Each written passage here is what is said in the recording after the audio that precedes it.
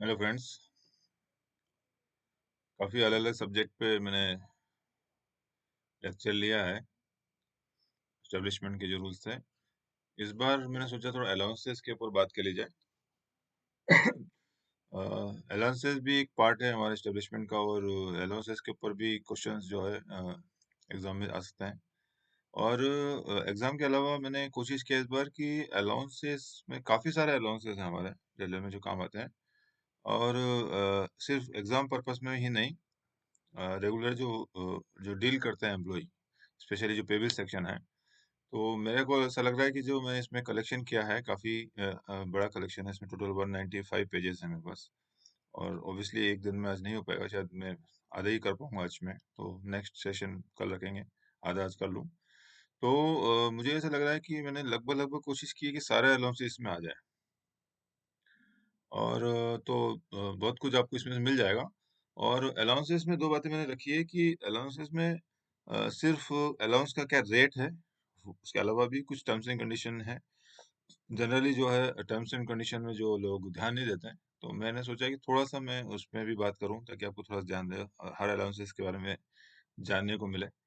तो मैं स्टार्ट करता हूं। अभी सबसे पहले तो बता दूं ये कि सेवंथ पे कमीशन में कुछ अलाउंसेस, जो नए अलाउंसेस आए हैं उनका कंपेंडियम है ये, और कुछ अलाउंसेस जो है ये इसमें इंडेक्स बताया हुआ है। यहाँ पर आप देख सकते हैं इंडेक्स में उन्होंने पूरा बताया हुआ कौन कौन से अलाउंसेस कब कब निकले हैं। काफ़ी सारे अलाउंसेस है, इसके हिसाब से टोटल 61 अलाउंसेस हैं। मैंने कुछ इसमें ऐड किए हैं, कुछ नए सर्कुलर भी डाले हुए हैं, तो मेरा खुद का ही कलेक्शन इसमें जो मिला था मुझे वीडियो, उसमें कुछ मैंने कुछ और ऐड करके कोशिश किया है कि मैक्सिमम चीज़ें इस वीडियोस में आ जाए। ऑब्वियसली ये दो वीडियो मेरे पास बनेंगे, इसमें एक ही वीडियो में लंबा नहीं कर नहीं पाऊंगा इतना आज, तो आज आधा पार्ट हम आज कर लेते हैं। सबसे पहले तो जो है, एक तो बता दूं मैं आपको कि इसके अंदर मैक्सिमम जितना भी कलेक्शन है मेरे पास, हिंदी और इंग्लिश दोनों लैंग्वेज में मैंने चेक किया। लगभग लगभग 100% 95% जो है हिंदी और इंग्लिश दोनों है। तो जो हिंदी वाले जो मेरे स्टूडेंट्स हैं वो हिंदी में पढ़ सकते हैं, और बाकी इंग्लिश वाले इंग्लिश देख सकते हैं, दोनों ऑप्शन है। मैं इंग्लिश को प्रेफर करता हूँ, तो इंग्लिश का पे हम चलेंगे। सबसे पहले जो है ये 2022 का लेटेस्ट सर्कुलर है। 153/2012, revision in rate of ration money allowance in respect of non gazetted RPF, RPS से पर्सनल, आरपीएफ जो स्टाफ होता है उनको, जो रेलवे प्रोटेक्शन फोर्स, उसको उनको राशन मनी अलाउंस मिलती है, और ये बार बार चेंज होता है। इसमें आप देख सकते हैं इसके अंदर ये हर साल चेंज होता है। तो 1920 में ये 117.40 था। लास्ट जो निकला अपना ये नवंबर का लेटर है, 16/11 का, तो इन्होंने अभी 21-22 का रेट दिया है, जो कि 1/4/21 से 31/3/22 तक एप्लीकेबल है। तो ये रेट है 127.69 पैसा। तो ये लास्ट रेट मेरे ख्याल से मार्च 22 तक का, आगे का भी आया नहीं, तो जब आएगा बात करेंगे। अलाउंसेस के बारे में एक बात मैं बताऊंगा आप लोगों को कि अलाउंसेस में हमारे को सिर्फ ये नहीं देखना है कि अलाउंस देना है। मैं हमेशा चाहूंगा कि अलाउंसेस में उसकी कुछ टर्म्स एंड कंडीशन भी जानी जाए, तो थोड़ा हम उस पर आज बात करेंगे। तो पहले तो ये बता दूं, ये राशन में अलाउंस आरपीएफ को मिलता है। कुछ टर्म्स एंड कंडीशन की हम बात करेंगे। तो ये इंग्लिश का मैं ले लेता हूँ पीछे। तो पहला तो है राशन में अलाउंस जो हम आरपीएफ को दे रहे हैं। आरपीएफ स्टाफ अगर WRIL लीव या चाइल्ड के लीव पर है, तो किस रेट में पेमेंट होगा उसकी बात की है। लेटर ये क्लेरिफिकेशन है 11/7/22 का, जिसमें क्या है कि ड्यूरिंग सीसीएल, यानी या तो कोई फीमेल एम्प्लॉय है या फिर कोई मेल है, सिंगल मेल एम्प्लॉय है, दोनों ही केस में बोला है कि सीसीएल अगर आपने अप टू 120 डेज लिया है, तो 120 डेज में फर्स्ट 6 डेज है वो आपको फुल रेट में मिलेगा, और बाद का जो 60 डेज है वो हाफ पे मिलेगा, आपको आधी रेट में मिलेगा, और 120 डेज के बाद आपको नहीं मिलेगा। इसमें लिखा हुआ है no RMA will be admissible beyond 120 days, CCL is avail more than 120 days at a stretch. एक साथ लिया मतलब एट ए स्ट्रेच बोला हुआ है। अब इंस्टॉलमेंट में पहले 20 लिया फिर 40 लिया तो उसमें कोई इशू नहीं है, लेकिन आप एट ए स्ट्रेच अगर लंबी सीसीएल लेते हैं तो आपको अप टू 120 डेज ही मिलेगा। दूसरा है WRIL लीव। ये मैं बता दूं, work related illness and injury leave जो है, ये नई लीव 2018 में इंट्रोड्यूस हुई है दिसंबर में। पहले हमारे यहाँ पर जो हॉस्पिटल लीव और स्पेशल डिसेबिलिटी लीव मिलता था, जो कि कोई कर्मचारी अगर during the course of duty, अगर ऑन ड्यूटी हो और किसी एक्सीडेंट की वजह से वो दुर्घटनाग्रस्त हो जाता है, वो जिसको हम चालू भाषा में बोलते हैं आईयूडी, इंजर्ड ऑन ड्यूटी हो गया है, तो मस्ट में के बाद आईयूडी लिख देते थे। तो हॉस्पिटल लीव उस दौरान मिलती थी, तो वो उसको डिलीट कर दिया रेलवे बोर्ड ने। उसकी जगह नया लीव जो है इंट्रोड्यूस किया, उसका नाम है WRIIL। क्योंकि आरपीएफ का भी काम इस तरह का है, थोड़ा रिस्क रहता है उनकी जॉब में, तो भागना रहता है, जो भी सरकमस्टेंसेस रहते हैं, तो उसमें भी एक्सीडेंट की संभावना रहती है। तो उसके लिए बोला हुआ है कि आरएमए के बारे में डिटेल्स में पीछे में बताऊंगा।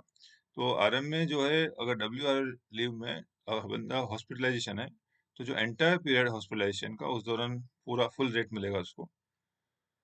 अगर हॉस्पिटलाइजेशन के दौरान अगर फ्री डाइट मिला है, तब आरएमए नहीं मिलेगा। अगर फ्री डाइट नहीं है तो उसको वहां मिलेगा। उसके बाद का जो पीरियड है, उस दौरान भी फुल रेट मिलेगा। ये बताया है कि जब वो, लेकिन वो पूरी एंटायरली जो होती है WRIL लीव होनी चाहिए, तो उस दौरान उसको पूरा मिलेगा। तो CCL में का रेट अलग है और WRL में अलग है। सिमिलरली, ये WRL के बारे में जरा सा मैं बता दूं आपको। यहाँ हमारा एक लेटर निकला रेलवे बोर्ड का, जिसमें ये WR work related illness and injury leave बताया हुआ है। 552 हमारा ये नया ऐड किया, हमारा रिप्लेस किया हुआ रेलवे बोर्ड ने। ये IR इसी में मिलेगा, Indian railway establishment code, para है 552, जिसमें लिखा है authority competent to grant leave में grant work related illness and injury leave to railway servant who suffers injury, illness और injury that is attributed to और aggravated in the performance of her और his official duty. मतलब जो duty करते हुए कोई लग जाती है, उसको चोट हो जाती है, बीमार हो जाता है, तो उसके लिए 2-3 कंडीशन मैं जल्दी जल्दी बताता हूँ कि आरपीएफ में भी वो बताया गया है कि full pay and allowance shall be granted to all employee during the entire period hospitalization. जो भी है, चाहे वो आरपीएफ का बंदा है या आरपीएफ का नहीं है, दोनों केस में हॉस्पिटलाइज में जितना भी टाइम रहा वो, उसको पूरा पे फुल पे अलाउंस मिलेगा। बियॉन्ड हॉस्पिटलाइजेशन के बाद में किस तरह देना है, ये बता दिया है कि जो railway servant full pay and allowances for 6 month immediately following the hospitalization. तो हॉस्पिटल से जब घर आता है, घर आने के बाद अप टू 6 मंथ उसको फुल पे मिलेगा। और उसके बाद अगले 12 महीने के लिए उसको हाफ पे for 12 months beyond the set period 6 month. 6 month के बाद खत्म होने के बाद भी अगर WR में कंटिन्यू चलना पड़ रहा है उसको, किसी कारण से तबीयत उसकी ठीक नहीं हुई, फिट नहीं हुआ है, तो अगले 12 महीने तक वो जो है उसको हाफ पे मिलेगा। लेकिन अगर हाफ पे की जगह उसको पूरा लेना है, तो उसको कम्यूट करा सकता है वो, और कम्यूट कराने के लिए उसको अपना HLEP जो है डेबिट कराना पड़ेगा। तो आपको आधा सरकार देगी, आधा HLEP उसका कटेगा, और फिर वो फुल पे ले सकता है अप टू 1 ईयर। ये आरपीएफ के लिए बताया गया। आरपीएफ के लिए जो बंदे full pay allowances for 6 month immediately following the hospitalization, आगे उनके लिए सेम है। And full pay only for next, इनके लिए नेक्स्ट जो 12 मंथ है उसके लिए भी फुल पे है।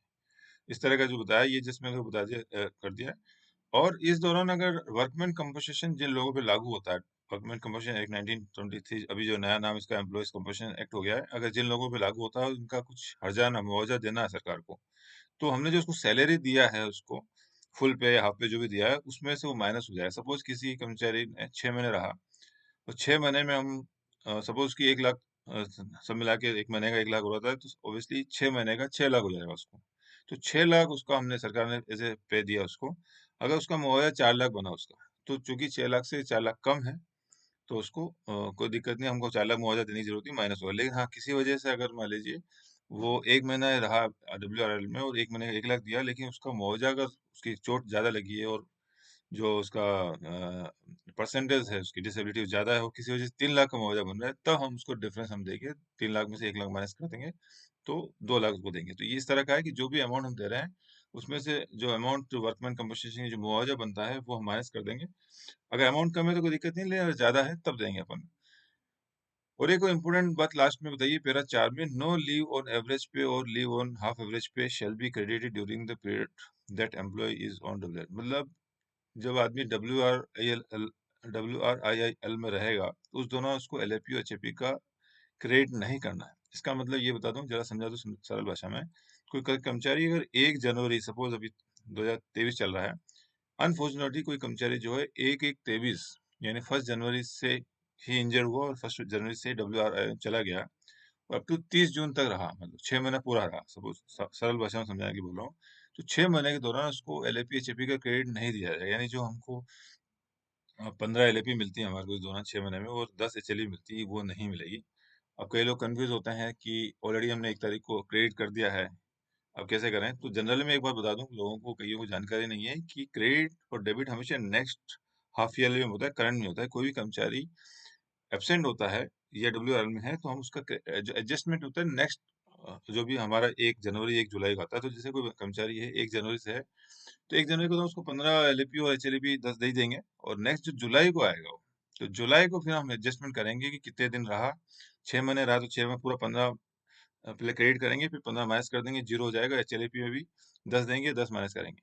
अगर वो 3 महीने रहा तो 3 महीने का हम जो भी एडजस्टमेंट है, 3 महीने मान लो डब्ल्यूआरएल में रहा या एब्सेंट भी रहा, एलडब्ल्यू में रहा, तो 3 महीने में 90 डेज होता है। 90 के हिसाब से हम 10 मतलब 9 एलएपी माइनस करेंगे, 15 में से 9 माइनस करेंगे। एचएलएपी 18 मल्टीप्लाई बाय 5 होता है, तो 5 एचएलएपी माइनस करेंगे। तो इस तरह का क्रेडिट होता है, और नेक्स्ट जो हम क्रेडिट देंगे उसको नेक्स्ट जो फर्स्ट जुलाई या जनवरी जो भी आएगा, उसमें हम एडजस्ट करते हैं। ये जैसे मैं बता दूं आपको, ये हमारा थोड़ा-सा मैंने कोशिश की डब्ल्यूआरएल के बारे में बता दूं।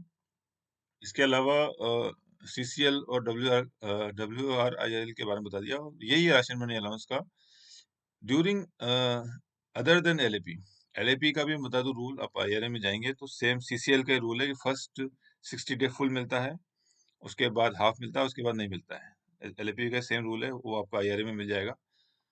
और इसमें बताया कि अदर देन जो एलएपी उसमें क्या करना है, तो उसमें बताया हुआ है the matter has been examined in boards office in consultation with ministry of home affairs. It is clarified that no ration money allowance is admissible to RPO personnel during commuted leave, maternity leave और paternity leave.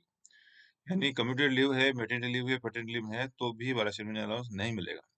यानी ration money allowance की काफी अलग अलग circumstances बन गई। LAP में क्या मिलेगा, सीसीएल, तो एलएपी और सीसीएल का लगभग सेम रेट है।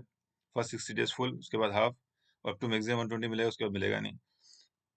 डब्ल्यूआरआईएल में लगभग लगभग फुल देना है उसको।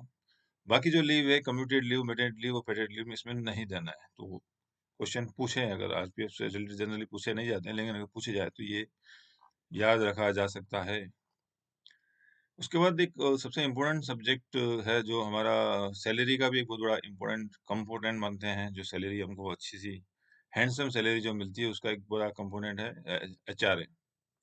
तो एचआरए की जो रेट हमारे 2017 में निकले थे पे कमीशन ने, वो थे उसको तो क्लासिफिकेशन टाउन्स का जो किया था, एक्स वाई जेड किया था। तब उस वक्त 2017 में जो इनिशियल रेट जो आए थे वो 24, 16, 8 आए थे। उसके बाद बोला था कि यहाँ 3 नंबर में बताया था कि जैसे ही आपका डीएनएस अलाउंस 25% बढ़ेगा तो ये 27, 18, 9 हो जाएगा।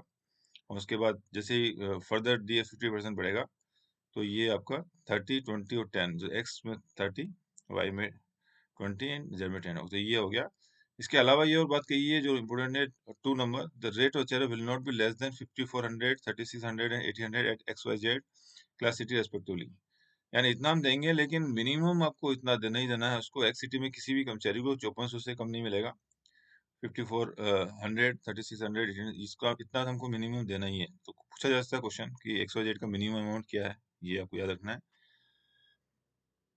कैसा पढ़ा जाता है, कैसा समझा जाता है कि अब देख लीजिए 25% जो है वो मैं बढ़ रहा है, इसमें 3% बढ़ गया।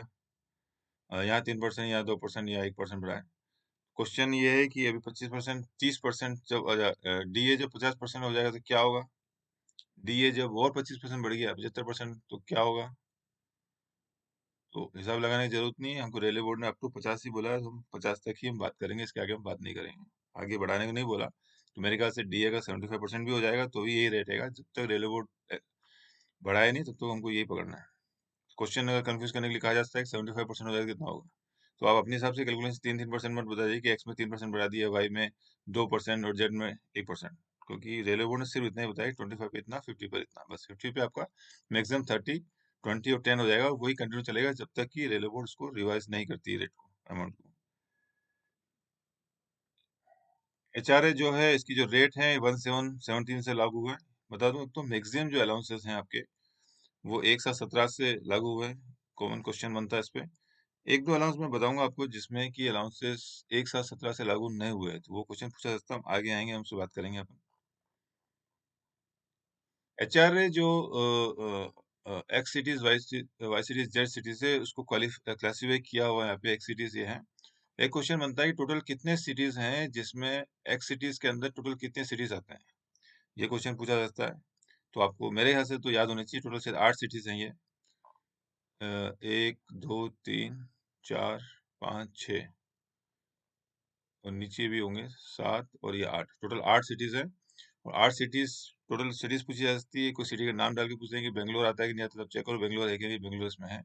कलकत्ता है कि नहीं, और कोई लखनऊ डाल सकते हैं, लखनऊ है कि नहीं, तो आपको चेक करना लखनऊ शायद नहीं होगा इसमें। तो ऐसा कन्फ्यूज़ करने के लिए पूछा जा सकता है कि एक सिटी में ये सिटी आता है कि नहीं आता है। तो इस तरह के क्वेश्चन बनते हैं। तो टोटल 8 सिटी हैं, और कौन-कौन सिटी है वो ज़रा देख लीजिए। उसमें पूछा जा सकता है कौन सी ये हिंदी में हमारा पास है। हिंदी जो पढ़ना चाहें वो हिंदी में पढ़ सकते हैं। तो एचआरए में और 2-3 क्वेश्चंस, तो मैं जैसे बता रहा था आपको कि एचआरए में ये क्वेश्चन तो बिल्कुल नहीं पूछेंगे कि एक्स वाई जेड में कितना मिलता है। बिल्कुल सिंपल क्वेश्चन है, एपीओ एग्जाम दे रहे हैं। लेकिन जो थोड़ा अच्छा क्वेश्चन है, जो मेरे हिसाब से लगता है, एटलीस्ट कितने टोटल सिटी है एक सिटी, जैसे 8 मैंने बताया, ये एक अच्छा क्वेश्चन होता है। कोई एक सिटी का नाम डाल दें कि ये एक सिटी में आता है कि नहीं आता है।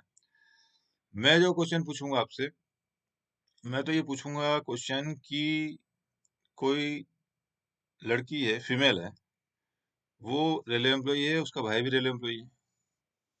वो जो है, दोनों भाई बहन अनमेरिड हैं और साथ में रह रहे हैं, तो क्या बहन को एचआरए मिलेगा साथ में रह रहे? तो ये क्वेश्चन मैं पूछूंगा और मेरे लेवल का होगा। या और थोड़ा सा क्वेश्चन है जिसमें पूछा जाएगा कि कोई एम्प्लॉई है, उसके 2 बच्चे हैं, लड़के हैं, और बहू भी साथ में है, सब रेलवे एम्प्लॉई हैं, सब साथ में रह रहे हैं। तो एचआरए किस किस को मिलेगा, किसको नहीं मिलेगा साथ में रह रहे? तो ये क्वेश्चंस मेरे हिसाब से अच्छे बनते हैं, नॉलेज होना चाहिए। या फिर एक क्वेश्चन और बनता है कि एचआरए मैक्सिमम कितना दिन, अगर कर्मचारी अगर छुट्टी पर है, तो मैक्सिमम कितने दिन तक एचआरए मिलेगा? तो नॉर्मली लोगों को ये कंफ्यूजन है कि कोई बोलता है 120 दिन, कोई बोलता है 180 दिन। तो मैं उसके बारे में अब कुछ बातें करूंगा। हम अगले सर्कुलर पे उसे भी चल रहे हैं। ये हमारा आईआरएससी का चैप्टर है एचआरए के ऊपर, 1707 IRSC part 2 chapter 17, house rent and compulsory city allowance जो है। इसमें 1707 में कहा गया है कि जो छुट्टी है maximum, if the actual duration of leave exceed the period, the allowance would be payable first 180 days of leave. तो नॉर्मली ये जो एचआरए है उसके लिए स्टेट में लिखा गया है कि आपको 180 दिन तक मिलेगा। लेकिन बात यहाँ खत्म नहीं होती। आगे सरकार ने बोला है कि 180 दिन के बाद भी इसको 180 दिन जनरल 6 महीने होते हैं, अप टू 8 मंथ्स बताया गया है कि 8 मंथ्स भी दिया जा सकता है यदि कर्मचारी जो है टीबी, कैंसर या अदर एलिमेंट ड्यूरिंग, दूसरी बीमारियों में अगर ग्रसित है, तो वो जो भी सर्टिफिकेट देगा वो अपनी रिक्वेस्ट कर सकता है एचआरए के लिए, एक्सटेंडेड पीरियड के लिए। उसके बाद जो सबसे इम्पोर्टेंट जो क्लास है जिसके लिए मैंने ये डाला इसके अंदर इस पीडीएफ में, वो है 3। ये कई जगह काम आएगा। 7707 का थर्ड पॉइंट है। इसमें लिखा हुआ है drawal of this allowances during the period of leave in excess of 180 days availed of on ground other than those specified in sub rule 2 above shall be subject to the following, subject to the employees, railway employee certifying that. अगर कोई कर्मचारी है उसको 180 days के बाद भी अगर लेना है, उसको एचआरए क्लेम करना है और बीमार नहीं है, तो उसके अलावा जो कंडीशन है उसके लिए ये 2 कंडीशन इंपॉर्टेंट है, बहुत सिंपल भी है। He or his family or both continue for the period for which compulsory city allowance is claimed to reside at the same station from where he proceed on leave। उसको एक certificate देना पड़ेगा कि छुट्टी पर है, लेकिन वो आइदर वो है या उसकी फैमिली या दोनों उसी शहर में है, रह रहे हैं उसमें, शहर छोड़ के नहीं गए। एक सर्टिफिकेट देना पड़ेगा, तो उसको जो एचआर है वो फर्दर 180 दिन के बाद भी चालू रहेगा।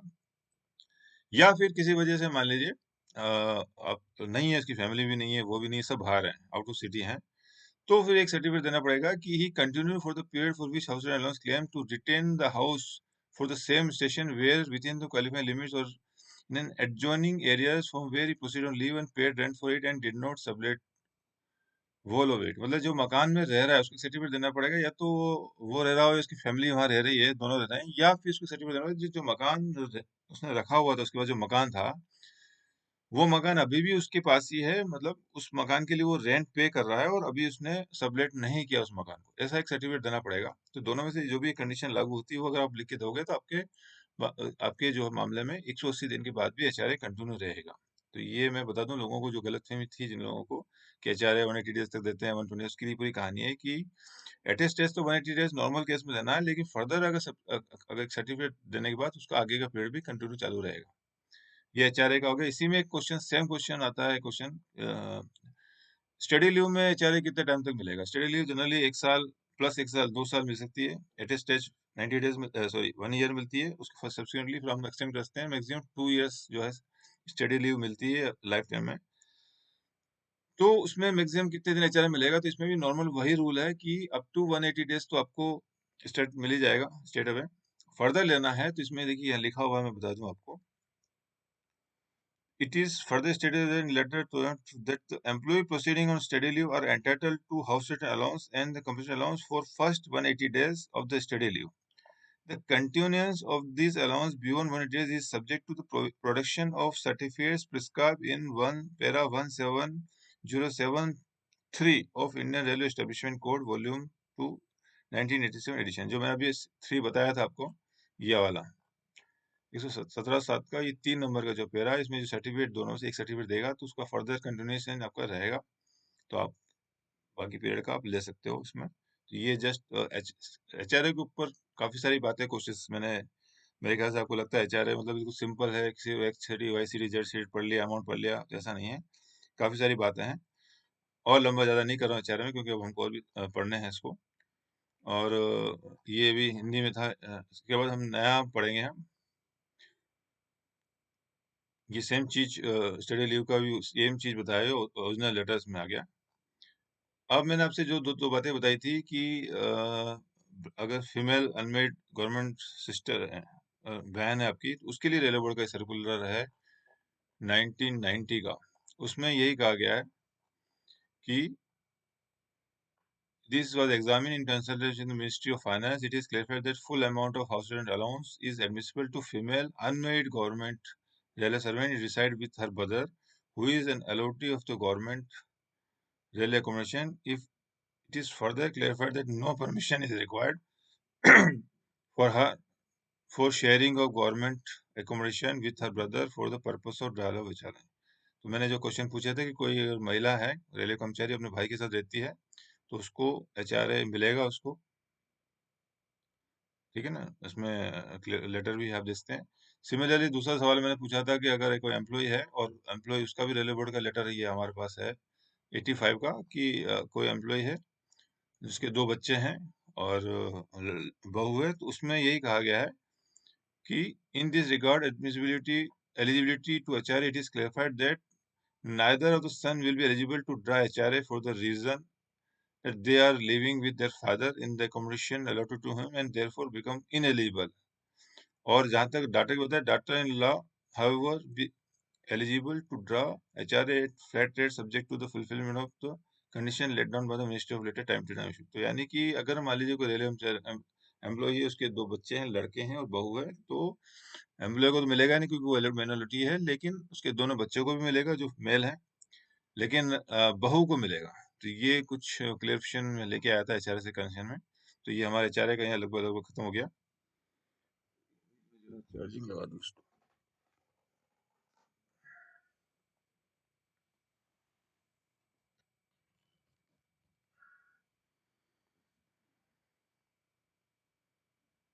अब हमारा ground of fix medical allowance FMA, तो railway pensioner.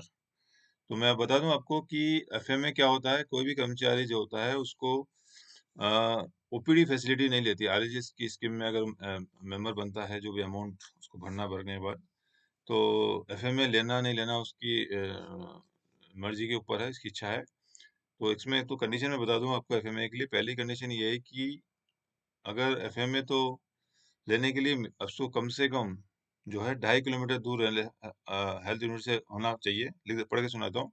Fix medical allowance is granted to the employee pensioner family pension residing in area beyond 2.5 kilometre of railway hospital health unit for meeting expenditure on the day to day medical expenses that do not require hospitalization. मतलब OPD facility अगर कोई नहीं लेना चाहता है और उसका मकान 2.5 किलोमीटर से दूर है, 2.5 किलोमीटर के अंदर वाला अगर चाहे तो ओपीडी फैसिलिटी लेना है कि नहीं लेना, वो उसकी मर्जी नहीं है। अगर 2.5 किलोमीटर के अंदर उसका मकान है तो उसको ओपीडी लेना ही पड़ेगा।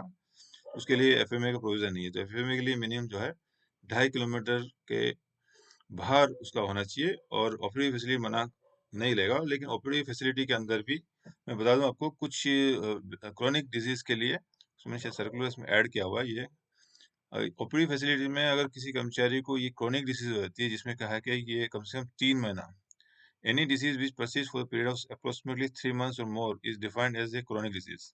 तो ये कुछ बीमारियां हैं, 10 बीमारियां बताइए इसके अंदर, cancer, diabetes, obesity, tuberculosis, AIDS, oral health problem, chronic skin disease, ये सब डिजीज बताइए जिसमें आप ओपीडी से ले सकते हैं अगर आप एफएमए ले रहे हैं तो भी। इसके अलावा आपको फ्री फैसिलिटी नहीं मिलेगी। इसमें रेट जो हमको रिवाइज कर दिए 2017 से, वो 500 की जगह 1000 रुपये कर दिए, और ये भी 1/7 से लागू है।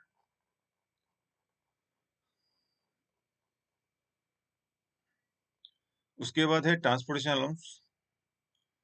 ट्रांसपोर्ट अलाउंस के जो रेट्स हैं ये भी रिवाइज हुए हैं, और ये इसके लिए बता दूं, लेवल 1 एंड लेवल 2 के लिए 1350 प्लस डीए किसको मिलेगा? Employee posted in the cities as per annexure में कुछ सिटीज के नाम है। कितने सिटीज हैं मैंने गिने, शायद लगभग 19 सिटीज हैं, आप भी गिन लीजिएगा। तो जो जो सिटीज हैं उनको ये रेट में मिलेगा, और जो सिटीज में नाम नहीं है उसके अंदर उनको ये मिलेगा रेट। पढ़ के सुना देता हूँ आपको। लेवल 1-2 में 1350 प्लस डीए, और अदर प्लेसेस में 900 प्लस डीए, 3 to 8 में 3600 प्लस डीए, अदर प्लेसेस में 1800 प्लस डीए, और 9 एंड अबव में, लेवल 9 एंड अबव के लिए 70 to 100 प्लस डीए, और इसमें अदर प्लेसेस में 36 प्लस डीए देयर ऑन, ये मिलेगा। कुछ कंडीशंस हैं जस्ट बता दूं जो थोड़ा जानकारी के लिए रहे। पहली बात तो ट्रांसपोर्टेशन उसको मिलेगा नहीं जिसके लिए गवर्नमेंट व्हीकल प्रोवाइड की गई है। फिजिकली हैंडीकेप्ड जो एम्प्लॉय हैं इसके अंदर, उन जैसे visually impaired, orthopaedically handicapped, deaf, डम, हियरिंग इम्पेयर्ड, स्पाइनल डिफॉर्मिटी, ये सब जो लोग हैं इनको डबल रेट मिलेगा। जो भी रेट लागू होता है जहाँ पे भी जिस सिटी में वो रह रहे हैं वो डबल रेट मिलेगा। लेकिन यहाँ लिखा हुआ है which shall in no case be less than 2250 per month plus applicable D, यानी मिनिमम तो इनको 2250 मिलेगा यहाँ पे। सिमिलरली लेवल 1-2 के लिए भी मिनिमम है, वो मैं आगे बता देता हूँ आपको, आएगा। तो यहाँ पे जो चीज जानने की है। और जो अगला कंडीशन है, ऑफिसर्स जो है लेवल 14 एंड अबव हैं, यानी एडीएम से एसएजी ग्रेड अबव जो लोग हैं, उनके लिए एक ऑप्शन रहेगा कि अदर वो गवर्नमेंट व्हीकल से आना जाना पसंद करें या ट्रांसपोर्टेशन ले लें। अगर वो ऑप्शन देते हैं ट्रांसपोर्ट अलाउंस के लिए तो उनको मिलेगा जो रेट है उनको 15,750, यानी 15,750 पर मंथ प्लस डीएनएस अलाउंस। उस पर भी डीएनएस अलाउंस है, ये मिलेगा उनके ऊपर। लेकिन उनके लिए जैसे मैंने बताया ऑप्शन लेना पड़ेगा, क्या लेना चाहते हैं। अगर ऑप्शन एक बार उन्होंने दे दिया है उसके बारे में कहा कि he she will not be allowed to change his her option during the remaining period of his her current assignment. वो जितना पीरियड जहाँ भी जिस भी डिवीजन या हेडक्वार्टर में काम कर रहे हैं, एक बार ऑप्शन दे दिया तो वो जो करंट जो पीरियड उनका पोस्टिंग है, उस पोस्टिंग में दोबारा वो ऑप्शन नहीं दे सकते, ये लिखा हुआ है। फिर एक और बताया, in case of employee presently availing the facility of workman trains. Objective में इस तरह कोई भी क्वेश्चन पूछा जाता है, इसलिए मैं आपको ये टर्म्स एंड कंडीशन पढ़ा रहा हूँ ताकि आपको याद रहे थोड़ा सा। थोड़ा वीडियो देने से बताया, लोग बता रहे हैं मेरे को याद रहता है, इसलिए मैं थोड़ा सा पढ़ा रहा हूँ कि आपको चीजें याद रहे। वर्कमैन ट्रेन की फैसिलिटी जो ले रहे हैं उनके लिए ऑप्शन होगा कि to be given employee as group to either to avail themselves of the existing facility or to switch over the payment of transport। तो उनके लिए ऑप्शन रहेगा कि अदर या तो वो जो करंट ऑप्शन ले रहे हैं वर्कमैन ट्रेन की वो लें, या फिर ट्रांसपोर्टेशन लें, दोनों में से एक ही मिलेगा। बाकी जो कंडीशन है, ट्रांसपोर्टेशन पूरा महीना ड्यूटी पर, अगर बाहर छुट्टी पर है वो नहीं मिलेगा। इसके लिए मैंने ऑलरेडी एक वीडियो डिटेल में बनाया हुआ है ट्रांसपोर्टेशन का, वो आप जरा देख सकते हैं, इसको मैंने अच्छे से समझाया हुआ है इसमें। इसके बारे में बात नहीं करूंगा, और ये 1 जुलाई 2017 से लागू होगा। ये मैंने सिटीज बताई थी, ये टोटल 18 सिटीज, लगभग 18 सिटी के आसपास, 19 सिटीज हैं ये, 18 या 19 सिटीज है। तो अब देख लीजिए इन सिटीज में जो हाई रेट का ट्रांसपोर्टेशन मिलेगा। ये पूरा पूरा हिंदी में है, हिंदी वाले जो मेरे लोग हैं वो हिंदी में दे सकते हैं। इसके बाद जैसे मैंने बताया था, ट्रांसपोर्ट अलाउंस की जो रेट मिनिमम थी 1350, वो बताया उसमें कि अगर लेवल 1 और 2 के जो एम्प्लॉय हैं उनका अगर बेसिक पे 24,200 है अगर एंड अबव है, अगर 24,200 अबव है, तब उनको जो रेट है हायर वाला नेक्स्ट स्टेज वाला मिल जाएगा, वो है 18,000 या 36,000। जो एनेक्सर में जो नाम है उसमें अगर हैं तो उनको 36,000 प्लस दिए, और अदर प्लेसेस में है तो 18,000 1800 प्लस दिए, 36,000 नहीं 3600 प्लस दिए। तो ये उनके लिए लेवल 1 और लेवल 2 में जो कर्मचारी काम कर रहे हैं, if they are getting the pay of rupees 24,200 above, then they will get the transport allowance at the rate of at the specified place at the rate of 3600 plus D, and other places they will get the 1800 plus D। तो ये एक further clarification railway board का आया था, ये भी 1 जुलाई 17 से लागू होगा।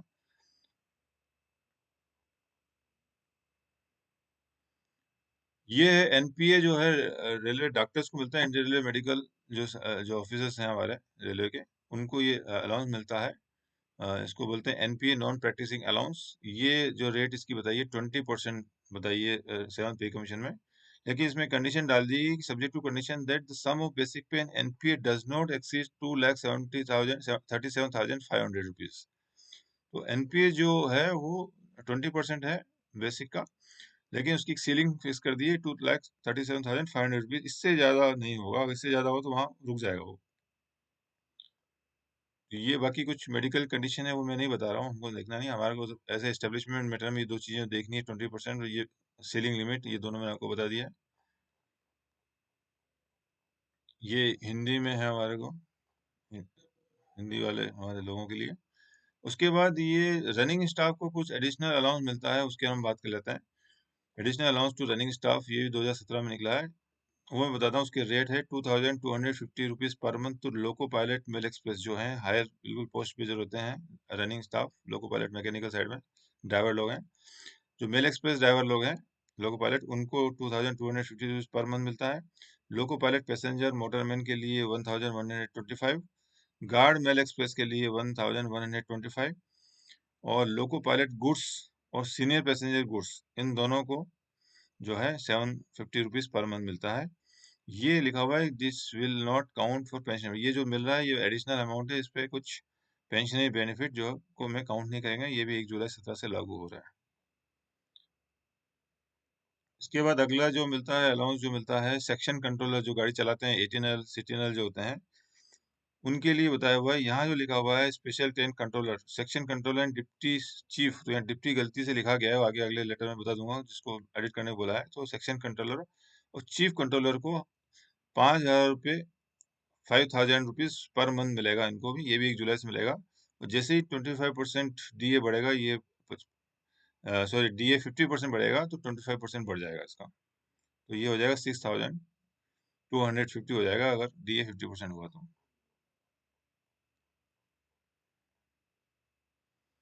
ये मैंने आपको जैसे बताया था ना, कुछ डिप्टी चीफ को चेंज करने को बोला है, इसको चीफ कंट्रोलर पढ़ने के लिए लेटर रेलवे बोर्ड ने निकाला है। तो आपको सेक्शन कंट्रोलर और चीफ कंट्रोलर को जो है पर मंथ 5,000 रुपीज मिलेगा एडिशनल अलाउंस के रूप में। अब जो अलाउंसेस है वो है grant of risk and hardship allowance to tech maintainer. Tech maintainer को रिस्क एंड हार्डशिप अलाउंस मिलते हैं। टेक मेंटेनर जो है लेवल 1, 2, 3, 4 में है, उनको जो है ₹2,700 for level 8 and below and 3,400 level 9 and above. तो जो लेवल 8 बिलो है उनको 2,700 रुपीज मिलेगा, और लेवल 9 अबव के लिए 3,400 मिलेगा, ऐसा बताया गया रेलवे बोर्ड के इस लेटर में। अब ये आ गया हमारा breakdown allowance. Breakdown क्या होता है? ब्रेक डाउन की सरल शब्दों में अगर भाषा बताती है कि कोई भी घटना जो है उससे रेल यातायात अगर प्रभावित होता है, सीधे शब्दों में हम करें कि हमारा जो पूरा रेलवे है, आप हम जो भी हैं अलग अलग डिपार्टमेंट है, वो पूरा डिपेंड है रेल यातायात पे कि रेल चलेगी, गाड़ी चलेगी पटरी पे तो इनकम होगी तो हमको सैलरी मिलेगी, वो पूरा सिस्टम चलेगा। तो रेल यातायात बाधित होने वाला है एक सिस्टम में बैठ जाने का, तो यानी पूरा ब्रेकडाउन हो गया चीजें का। तो इसकी जो सरल भाषा में अगर परिभाषा हम की जाए तो या कोई भी घटना दुर्घटना की वजह से अगर ये रेल यातायात प्रभावित होता है, कैसे होता है, जैसे एलसी गेट टूट गया है, तो चूंकि गेट टूट गया है तो सेफ्टी खतरा है, तो आपको गाड़ियां चलेगी नहीं। सिग्नल पूरा फेलियर हो गया हो आपका, पूरा कम्युनिकेशन फेल हो गया हो, ओएससी जो वायर है कई बार वो टूट जाते हैं, और कई बार खंभा गिर गया, कुछ भी है जिसकी वजह से रेल यातायात प्रभावित हो गया, तो उसको हम ब्रेक डाउन बोलेंगे। और ब्रेक डाउन के लिए कुछ नॉमिनेटेड स्टाफ होते हैं कि कहीं पे भी ब्रेक डाउन होता है तो हर स्टेशन में, हर सॉरी डिवीजन में, हर यूनिट में जहाँ पे डिवीजन होते हैं वहाँ ब्रेक डाउन के लिए स्टाफ नॉमिनेट होते हैं, फिक्स होते हैं, तो उनको ये अलाउंस मिलता है। तो helper grade 2, helper grade 1, others जो ग्रुप स्टाफ है उनको 27, लेवल 1 के जो है उनको 270 रुपीज पर मंथ मिलता है। टेक्नीशियन ग्रेड 3 जो है, ये लेवल 2 ग्रुप सी वाले जो है, उनको 405 मिलता है। टेक्नीशियन ग्रेड 2 1 एंड अर्सवाल जो मिस्त्री हुआ करते थे उनको 540 रुपीज पर मंथ मिलता है। सीनियर टेक्नीशियन जेई जो है हमारा 4200 ग्रेड पे में है, इनको 675 रुपीज पर मंथ मिलता है। ये भी 1717 से लागू हो गया है। बाकी जो प्रोविजंस है वो हम इसमें कोड में देख सकते हैं।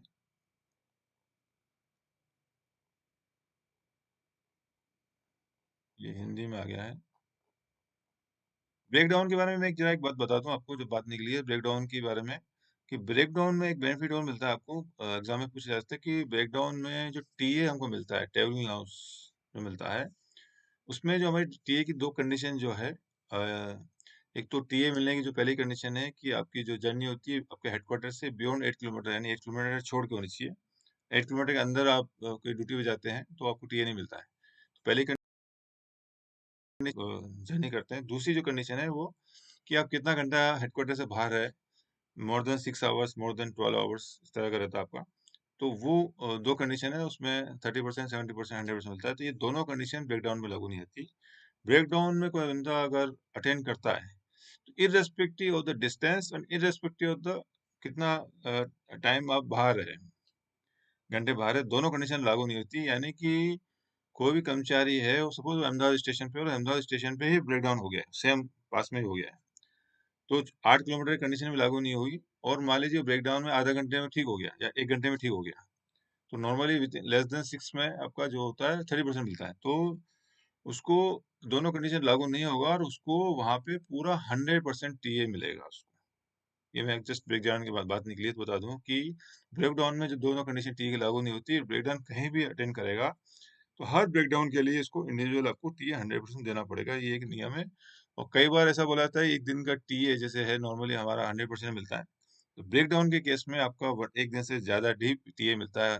उसका आपने नॉर्मल एक जगह गए हो और वहां से आपने ब्रेकडाउन अटेंड किया हो कहीं और, तो आप जहाँ गए हैं, मान लीजिए ए स्टेशन से बी स्टेशन गए, बी आप ए स्टेशन पे काम करते हैं, आप बी में गए गए हैं काम करने, जो कि मोर देन 8 किलोमीटर है, वहां आप गए जो भी टाइम से गए, और बी में आपको मैसेज मिला है कि आपको सी पे जाना है स्टेशन पे, वहां ब्रेक डाउन हुआ है। तो ए से लेके जो बी में गए हैं, वो टी आपको जितना भी घंटा जो नॉर्मल रूल के हिसाब से लगेगा, उसके बाद जो सी पे गए हैं उसका 100%, यानी 100 प्लस जो आपका है वो उतना आपको टीए मिलेगा, यानी मोर देन आपको 100% टीए मिलेगा ड्यू टू ब्रेक डाउन। ये एक प्रोग्राम में प्रोविजन है आपका, ये जैसे मैं आपको बता दूं। उसके बाद नेशनल हॉलीडे अलाउंस के बारे में बात की गई है इसमें।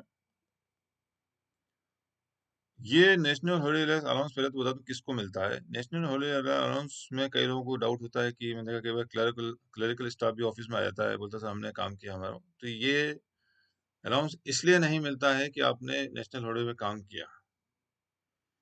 ये अलाउंस उन लोगों को मिलता है कि जो ऑफिसेस किसी भी कारण से 365 दिन जो है वो खुले रहते हैं, और आप वो ऑफिस बंद नहीं कर सकते। जैसे स्टेशन मास्टर है, बुकिंग है जहाँ 365 दिन गाड़ी चलती है, ईसीआरसी है, इस तरह की जो जॉब है, सिग्नलिंग स्टाफ है, तो जो स्टाफ जो है राउंड द क्लॉक जो ड्यूटी है, या जो ऑफिस बंद नहीं किए जा सकते हैं, तो वो स्टाफ जो काम करता है उनको ही मिलता है। जो काम हम एक दिन आगे या एक दिन पीछे आगे हम उसको कर सकते हैं, तो उन लोगों को जो है नेशनल हॉलीडे अलाउंस नहीं मिलेगा।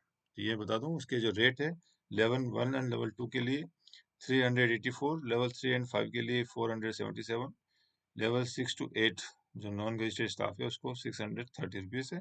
ये भी जो है डीए आपका बढ़ेगा 25%, जब डीए 50% हो जाएगा, से ऊपर हो जाएगा, तो आपका 25% इसमें रेट बढ़ जाएंगे।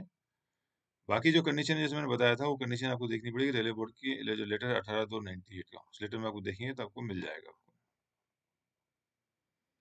उसके बाद स्पेशल लेवल क्रॉसिंग गेट जो होते हैं, हमारे कुछ गेट्स होते हैं जहाँ स्पेशल लेवल क्रॉसिंग गेट्स मिलता है टेकमेंटर को, जो टेकमेंटर मेन होते हैं उनको, उनके रेट भी रिवाइज कर दिए। उसमें 1,000 रुपये मिलता है, 1,000 rupees per month up to level 8, and 1,200 per month up to 11 and above. ये अमाउंट फिक्स किया हुआ है स्पेशल लेवल क्रॉसिंग गेट में, जो मैन किए जाते हैं, जो डिप्लॉय किए जाते हैं टेकमेंटर को, उनके लिए रेट है। और ये भी 1 जुलाई से लागू होते हैं, और ये भी आपका डीए जब 50% बढ़ गया तो उनका रेट जो है 25% बढ़ जाएगा आपका। एक अलाउंस है आपका special allowance to chief safety officer, senior supervisor of workshop cadre, जो होता है वर्कशॉप में जो सीनियर सुपरवाइजर हैं, वेदर वर्किंग इन वर्कशॉप और पीसीओ, वो काम कर रहे हो नहीं कर रहे हो, when deputed a chief safety officer may be granted special allowance at the rate of 6% of basic pay। तो जो सीनियर सुपरवाइजर हैं वर्कशॉप कैडर के, अगर उनको चीफ सेफ्टी ऑफिसर में डिप्यूट किया जाता है काम करने के लिए, तो उनको उनके बेसिक का 6% मिलता है। ये भी 1 जुलाई 17 से लागू हुआ नियम।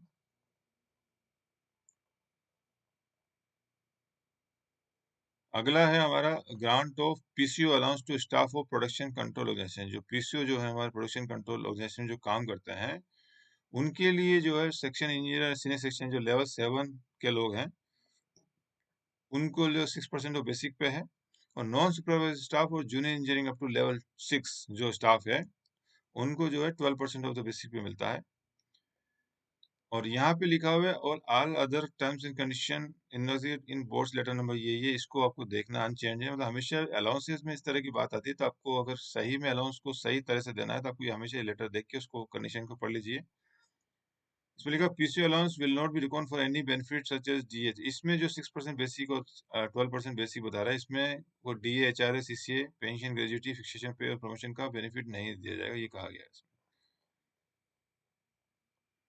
अब आगे implementation of recommendation of 7th पे commission accepted by government flag station allowance. तो जो बुकिंग स्टाफ होता है, फ्लैग स्टेशन किसको बोलते हैं पहले मैं बता दूं आपको। फ्लैग स्टेशन जो 2 स्टेशन होते हैं हमारे, ए और बी। जनरल स्टेशन पे स्टेशन मास्टर होता है, क्रॉसिंग वगैरह एक होता है वहाँ पे, स्टेशन पे गाड़ियां पास होती है, 2 गाड़ियां आपस में सिंगल लाइन है तो पास होती है। फ्लैग स्टेशन जनरली वो स्टेशन होता है जहाँ स्टेशन मास्टर वगैरह नहीं होते हैं, सिर्फ बुकिंग के पर्पस में, यानी गाड़ी सिर्फ रुकती है 1-2 मिनट के लिए, या जितना ही टाइम उसका 5 मिनट का हॉल्ट होता है, और पब्लिक वहां से उसमें गाड़ी में बैठती है चली जाती है, तो वहाँ सिर्फ बुकिंग क्लर्क होता है, कमर्शियल स्टाफ होता है, तो उसको बोलते हैं फ्लैग स्टेशन। तो अभी तक जो उन लोगों को जो मिलता है, बेंच मिलता था, अभी पेमेंट तो दे रहे हैं, इसमें अलाउंस है। नाम इन्होंने चेंज कर दिया, फ्लैग स्टेशन का नाम चेंज करके अब इसका नया नाम कर दिया extra work allowance.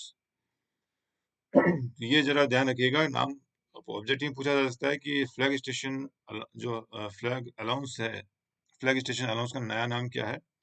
Extra work allowance है। इसकी रेट बता दी है, extra allowance will be paid as a uniform rate of 2% of basic pay plus month. हर महीने 2% के रूप में मिलेगा। और कंडीशन इसमें डाले कि employee shall relieve this allowance for a maximum period of 1 year, and there should be minimum gap of 1 year before the same employee is deployed for similar duty levels. कि यानी जो कर्मचारी को वहाँ पोस्ट किया जाएगा, उसको सिर्फ 1 साल के लिए ही वहाँ लगा जाएगा, और 1 साल उसको हटाने के बाद दोबारा उसको वहाँ लगाना है, तो मिनिमम 1 साल का गैप रखना पड़ेगा। ये इसमें बताया, कंडीशन बताइए। और ये भी क्या है लास्ट में, this allowance shall not be combined, that is if same employee is performing 2 or more duties, such duties is eligible for 2% allowance for each add-on, then the total extra work allowance will remain capped as 2%। मतलब कोई कर्मचारी है, वो एक से अधिक station में, flag station में काम कर रहा हो, या कोई दूसरा भी काम कर रहा हो, उसकी वजह से हर जगह उसको 2% उसका बनता और राइट बनता हो, तो यहाँ बोर्ड ने बोला है कि आपको अगर एक से ज्यादा भी मिल रहे हैं, तो भी इसको मैक्सिमम 2% ही दिया जाएगा, उसके बाद रोक दिया जाएगा। ये इसमें बताया गया एक्स्ट्रा अलाउंस में।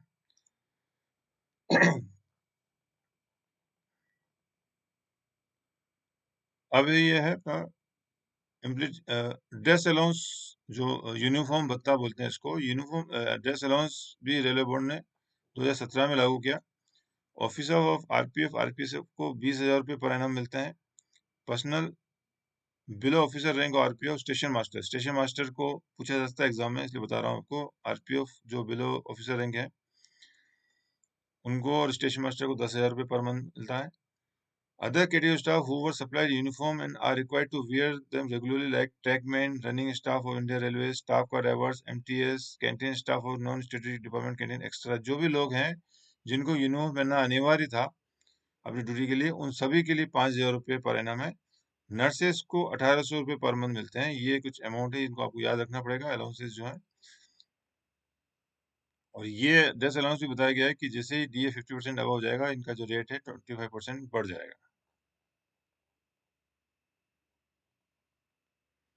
इसके बाद हेल्थ एंड मलेरिया अलाउंस है।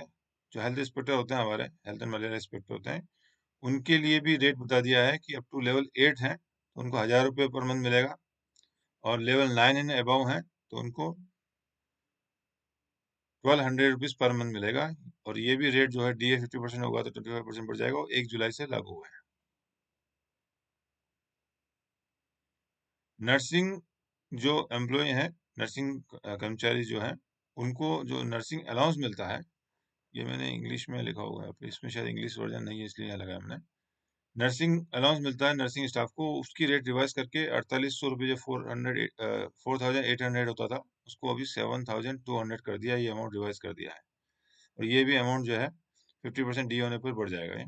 तो ये नर्सिंग अलाउंस जो है वो 7200 रुपीज पर मंथ कर दिया है। इसके बाद ओवर टाइम की मैंने HOER में जब पढ़ाया था ओवर टाइम में, उसके बारे में बताया कि ओवर टाइम की जब हम कैलकुलेशन करते हैं 1.5 टाइम या 2 आवर्स टाइम, तो उसमें कैलकुलेशन में जो बेसिक हम पकड़ते हैं जिसे मल्टीप्लाई करते हैं जो कैलकुलेशन में, उसमें जो फैक्ट्री एक्ट के अंदर जो गवर्न रेल एम्प्लॉई है उसमें, मैं जरा इसमें इंग्लिश वर्जन निकाल दूं मैं आपको, ये इंग्लिश वर्जन है। तो उसके अंदर क्या क्या हम कंपोनेंट लेते हैं, तो एक तो पे लेते हैं हम, DA, HRA और ट्रांसफर, ये 4 चीजें रहते हैं इसमें। तो फैक्ट्री एक्ट में जो गवर्न है उसमें HRA भी लिया जाता है। बाकी जो 3 चीजें हैं वो सभी एम्प्लॉयज में लेते हैं। जो एम्प्लॉय HOAR में गवर्न है उनके लिए भी उनमें HRA छोड़ के लेते हैं, और जो डिपार्टमेंटल ओवरटाइम में गवर्न है CNW स्टाफ, लोको शेड, और ये जो अदर देन जो other railway employees govern under departmental orders जो है, उनको भी उसमें सिर्फ पे और DNS अलाउंस 2 चीज ली जाती है। तो ये चीज आप थोड़ा याद रख लीजिए कि इसमें क्या क्या कंपोनेंट लिया जाता है। फैक्ट्री एक्ट में 4 कंपोनेंट है, HOER और डिपार्टमेंटल ओवर टाइम में टोटल 3 कंपोनेंट है, और जो अदर डिपार्टमेंटल ऑर्डर्स हैं जो है गवर्न है, उसको सिर्फ 2 पे एंड DA ही लिया जाता है। ये टेन्योर अलाउंस से जो ग्रुप ए ऑफिसर होते हैं, जो RDSO बताया, उसमें RDSO में जो टेन्योर बेस पे जो अपॉइंट होते हैं, जो उनकी पोस्ट है जो रहेगी deputy director, joint director, director, they will be paid tenure allowance at the rate of 10% of basic subject to ceiling 9000। मतलब जो ग्रुप ऑफिसर होते हैं उनको अगर पोस्टिंग मिलती है RDSO में as a director, joint director, director, they will be paid as a tenure allowance up to 10% of their pay, but that is there is ceiling for them. Maximum tenure allowance will be given to them is 9000 rupees per month. इसमें कुछ condition लिखी है, the allowance will not be paid beyond the normal tenure of 3 years, deputy director 4 years for joint director and 5 years। जो posting उन लोगों की हो रही है डिप्यूटी, जॉइंट और डायरेक्टर में, तो डिप्यूटी में 3 साल के लिए होती है, जॉइंट डायरेक्टर में 4 साल के लिए, और डायरेक्टर 5 साल के लिए। तो ये जो टेन्योर पूरा के बाद नहीं मिलेगा उनको, ऐसा टेन्योर ड्यूरिंग टेन्योर ही मिलेगा। टेन्योर अगर किसी वजह से एक्सटेंशन मिलता है या रेगुलर मिलता है, ये 5 नंबर बताता है, इसमें नहीं मिलेगा उनको। और जो नेक्स्ट इनकी जो हायर पोस्ट होती है डायरेक्टर के ऊपर होता है एग्जीक्यूटिव डायरेक्टर, उनको कोई टेन्योर अलाउंस नहीं दिया जाएगा, ये बताया गया उसमें।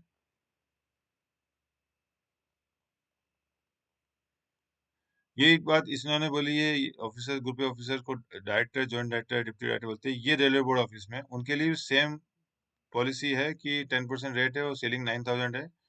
और deputy director, joint director, director मिलता है तो उनको भी मिलेगा, और एग्जीक्यूटिव डायरेक्टर में नहीं मिलेगा। उनका भी जो टेन्यूर है 3 साल, 4 साल, 5 साल का, उसके बाद उनको नहीं मिलेगा, एग्जीक्यूटिव डायरेक्टर को नहीं मिलेगा। और एक्सटेंशन अगर मिला है इनको और रीएम्प्लॉयमेंट तो भी नहीं मिलेगा। ये इसमें सेम चीज जो RDCO में जो बात कही है वही बात इन्होंने रेलवे बोर्ड में भी वही बात कही है।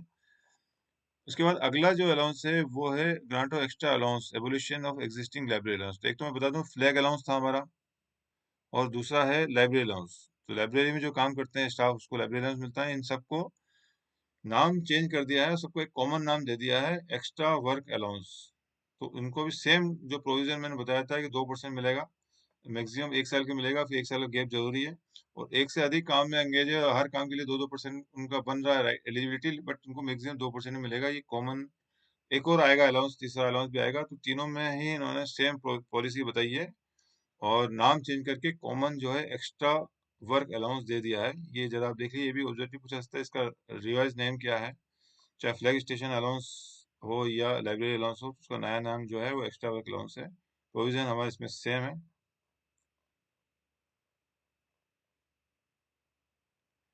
ये OTA अलाउंस मिलता है कुछ स्टाफ को, मेडिकल में जो स्टाफ है, general nursing staff, nursing personal जो होते हैं, उनको जो मेजर काम होता है, जो कहाँ कहाँ काम रहते हैं वो लोग, आर्ट मेजर ऑपरेशन थिएटर है, इंटेंसिव केयर यूनिट ICU में काम करते हैं, या इंटेंसिव केयर बर्न्स के लिए है कुछ, पीडियाट्रिक नर्सिंग, ये सब जो A से लेके G तक जो वार्ड्स बताए हुए हैं, उन वार्ड्स में काम करते हैं। तो जो नर्सिंग पर्सनल होते हैं उनको 540 रुपीज पर मंथ दिया जाता है।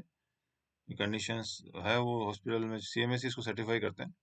हमको तो CMS को भेजना है कि सर ये they fulfil the condition as mention in the railway board letter number 207/17, तो वो इंश्योर करते हैं कि वो इसमें लागू है, तो उनको 540 rupees per month nursing personal को दिए जाते हैं। और इसकी भी कुछ कंडीशन दे दी है कि the allowance shall be paid to nursing personnel for such period only when the concern staff is actually working. Actually working जब करेगा उसको मिलेगा। इसके लिए मिनिमम जो पीरियड बताया हुआ है इस एरिया, वो 2 से 3 साल होना चाहिए, 2 to 3 years. The minimum period of working in the specialised area will be 2 to 3 years. Minimum यहाँ काम करना ही पड़ेगा। No nursing staff with less than 1 year service is to be posted for duty in the area. अगर किसी को nursing personal है, वो उसकी अगर 1 साल से कम सर्विस है रिटायरमेंट से पहले, तो उसको यहाँ पोस्ट नहीं की जाएगी।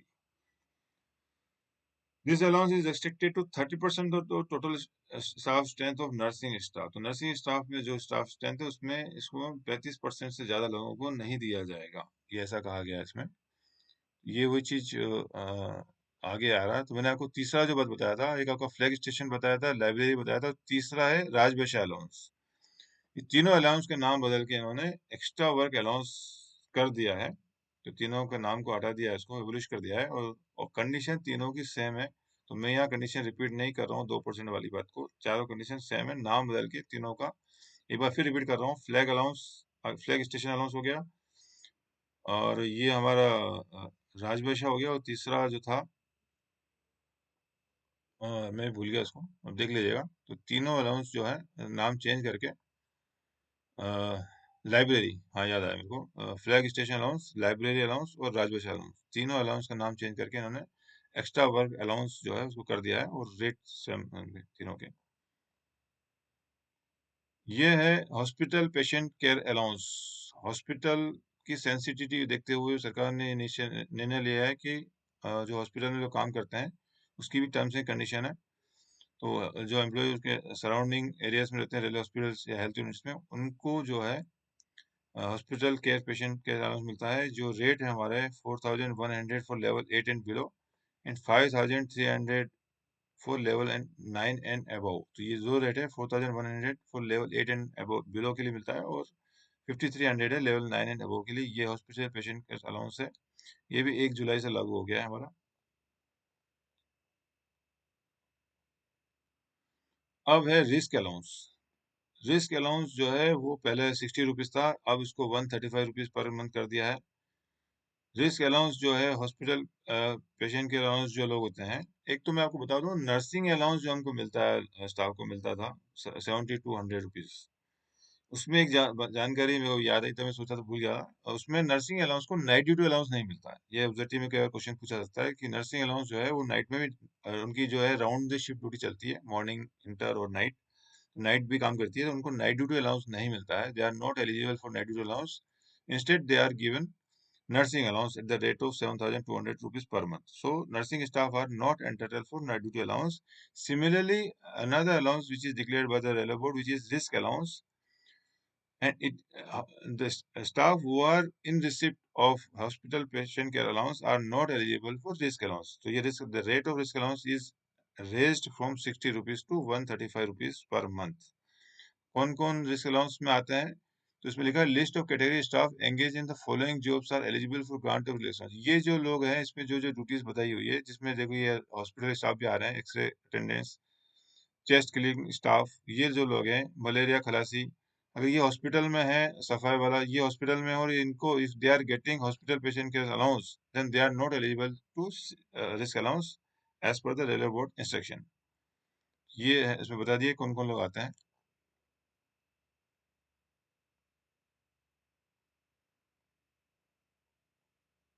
हिंदी में हमने इसमें बताया हुआ है। अब जो रिस्क अलाउंस जो बढ़ाया था रेलवे बोर्ड ने, उसके बारे में एक नया क्लियरेशन इशू आया है, जो है 30 RB 30/21। तो रिस्क अलाउंस जो उन्होंने 60 का 135 किया है, इसमें रेलवे बोर्ड ने क्लियरफाई किया कि 135 हमने गलत कर दिया है, इसको रिवाइज करने की बोला है। तो अब रिवाइज जो रेट है 60 का, इन्होंने 90 कर दिया है। ये लागू हुआ है 3/11/20 से। यही एक अलाउंस है जो 1/7/17 से नहीं लागू हुआ, बता दूं आपको मैं। तो इन्होंने रेलवे बोर्ड ने बोला है कि जो हमने एक्स्ट्रा दिया है 1/7/17 से, जो हमारा 60 to 135 था, वो that is with effect from 1/7/17। तो railway board has stated that the allowance, excess allowance given is to be recovered. What is excess amount? The excess amount is rupees 75 for the period from 1/7/17 to 2/11/20. That is the from the date of implementation new policy. They have Railway Board stated that entire amount, that is 75 rupees per month, to be recovered as per this letter 30/21. तो railway board ने बोला है कि जो भी हमने extra दिया है 75 रुपये वो काट लो, और ये जो 90 रुपये जो रेट ना रिवाइज किए वो 3/11/20 से किया है, ये ध्यान लीजिए। और बाकी जो कंडीशन तो वही है कि एसपीसीए जो ले रहे हैं उनको रिस्क अलाउंस नहीं मिलेगा। तो रिस्क अलाउंस आज की तारीख में अगर पूछा जाए what is the rate of risk allowance, that is 90 rupees per month with from 3/11/20। 3/11/20।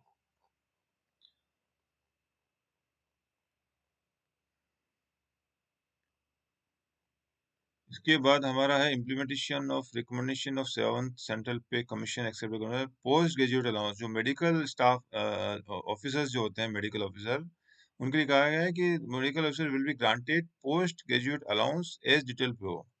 Railway doctor up to the level of non-functional selection grade having postgraduate degree qualification recognized under Indian Medical Council Act 1956, they will be given 2,250 rupees per month, and the general duty doctor up to the level of non-functional selection grade having PG diploma qualification recognized under Medical Council Act 1956, they will be given 1,350 rupees। ये इनको दिया जाएगा, and ये amount जो है जैसे D 50% होगा, amount 25% बढ़ जाएगा। टर्म्स एंड कंडीशन बोला है कि देखना है आपको 1, 4 to 6 IRC पार्ट 2 में, आपको इसकी क्या टर्म्स एंड कंडीशन है वो आपको देखनी है उसके अंदर।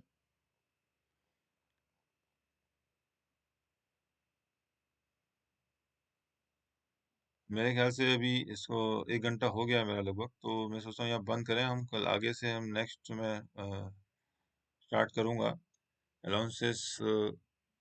आज भी 71/19 से हम स्टार्ट करेंगे। तो నేను అనుకుంటాను మీ అందరికీ బాగా అర్థమైంది కొత్త टॉपिक स्टार्ट చేసే अलाउंसेस। तो अलाउंसेस मैंने जो लिया है ये थोड़ा सा लिख हट के है। कैसा लगा मेरा ये वीडियो जरा मुझे बताइएगा कमेंट सेक्शन में, और अच्छा लगे तो लाइक कीजिएगा। नेक्स्ट जो रिमेनिंग पार्ट है वो मैं कल उसको कंप्लीट करूँगा, नहीं तो वीडियो काफ़ी लंबा हो जाएगा। वीडियो देखने के लिए सभी को धन्यवाद। Good night.